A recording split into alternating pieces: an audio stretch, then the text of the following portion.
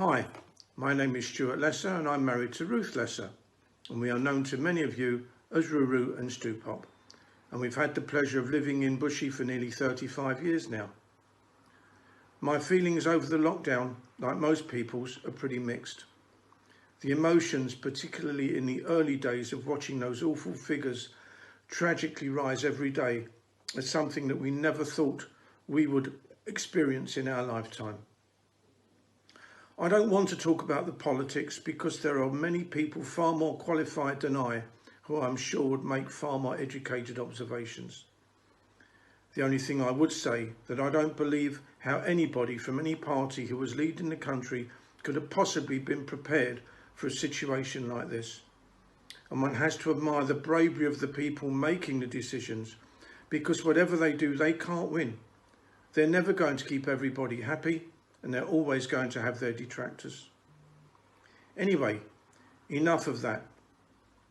Those of you who have known me for any length of time know that I always do my best to smile through any situation, however grave. Humour is what keeps me sane, well, to a degree anyway. It's my escape valve.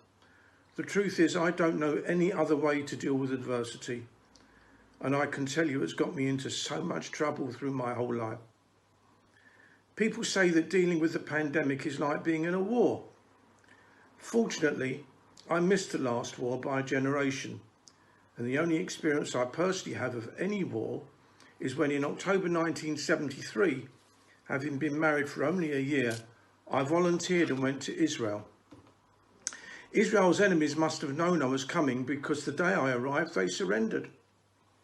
Anyway, after being there only a week, I lost a major battle with the top of a grapefruit tree. I fell out, chipped a bone in my thigh, spent the rest of my tenure on the kibbutz with my leg up in plaster, working in a factory. I came home with a limp and rather embarrassed. Very much unlike Honorary Colonel Tom Moore, who epitomises British spirit and whose fantastic efforts have been an inspiration to us all. Lockdown has certainly changed all of us. In my case, even before the virus struck, the property market was in such dire straits that I used to joke that I was an involuntarily retired estate agent. So working at home staring at an inactive computer screen all day, well, nothing much has changed there for me, except that I've had a taste of what retirement would be like, sharing the day with the lovely Ruru. I can't speak for her, mainly because I've never been allowed to. But the truth is I love it, especially the long walks every day, which only last year I never dreamed I would be able to do. Discovering parts of Bushy that we never knew existed. Moving onwards and upwards. Well, my stomach, again thanks to spending all day at home with Roo and having 3 meals a day, has certainly moved outwards. My hair is longer, my waistline is wider, and thanks to a very crunchy Rivita, my front tooth is somewhat thinner. Lockdown has also given me the time to finish my second novel, which will be uploaded to Amazon very soon, and to start writing my third.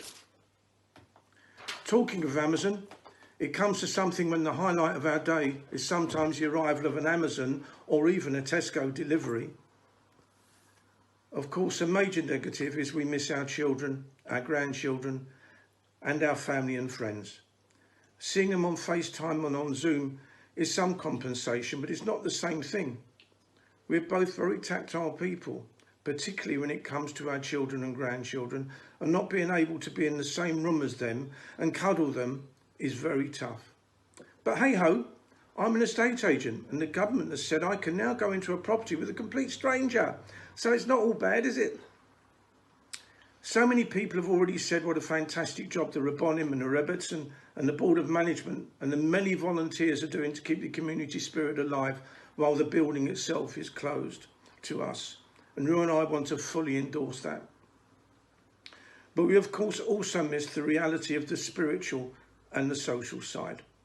The feeling of the togetherness in the services, trying to complete the circle of Rabbi Elkanen's ingenious interruptions to his sermons and before he reveals where he is taking us with them, and trying to guess the punchline of Rabbi Nick's jokes, even those we haven't heard before.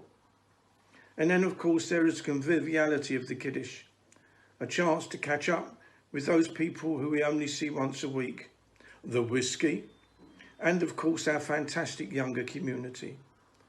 My interaction with them when they come to me for lollipops is sometimes the highlight of my week.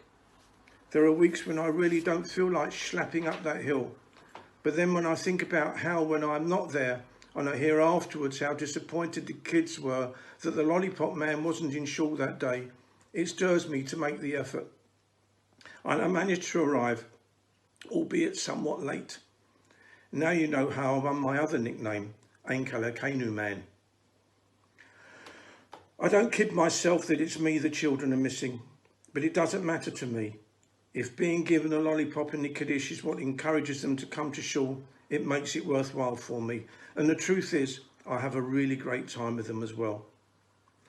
Let me finish by saying this is a wonderful country and a fantastic community, and we are lucky enough to live in it. Our determination and our spirit will, please God, get us through, and we will be stronger when we come out on the other side. Ruru and I send you all our love and look forward to seeing you all in real time, shaking hands with you and hugging you very, very soon. Bye-bye.